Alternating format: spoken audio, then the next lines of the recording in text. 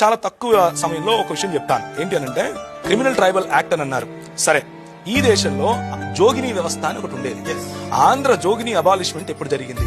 భాస్కర్ రాజు గారే చెప్పాలి. English education act ఎప్పుడు వచ్చింది? భాస్కర్ రాజు గారే చెప్తారు. ఆస్తి హక్కు శూద్రులకు ఎవరు తీసుకొచ్చారు?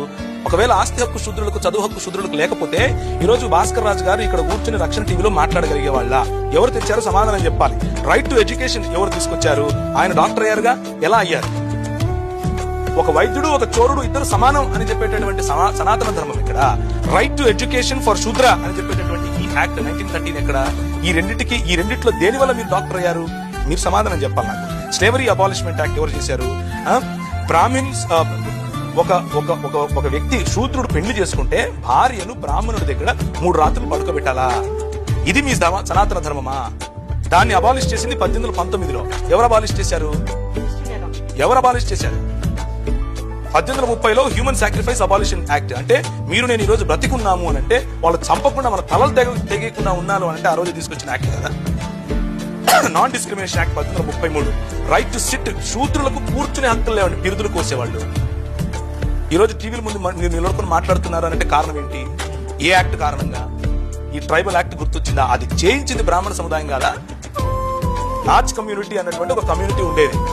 మన బడుగు బలహీన వర్గాలకు, దళిత సహోదరులను వాళ్ళు అర్ధనగ్నంగా లేకపోతే పూర్తి నగ్నంగా దేవాలయాల ఎదుట డాన్సులు చేయించేవారు. ఇంతవరకు మన రెడ్డి గారు చెప్పారు అనమాట. అంటే భజన చేసేటటువంటి కళాకారులు ఉన్నారు అని.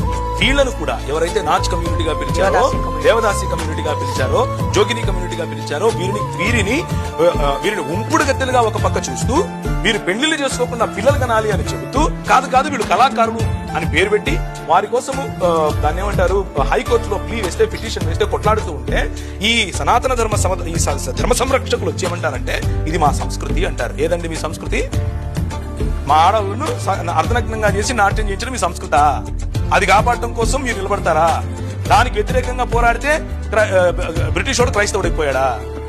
ఇది మనకున్నటువంటి గొప్ప జ్ఞానం. కాబట్టి టైటిల్ సరి చేసుకోవాలి అని మన సహోదరులు చెప్పారు, భాస్కర్ రాజు గారు. నేను కూడా ఒప్పుకుంటున్నాను.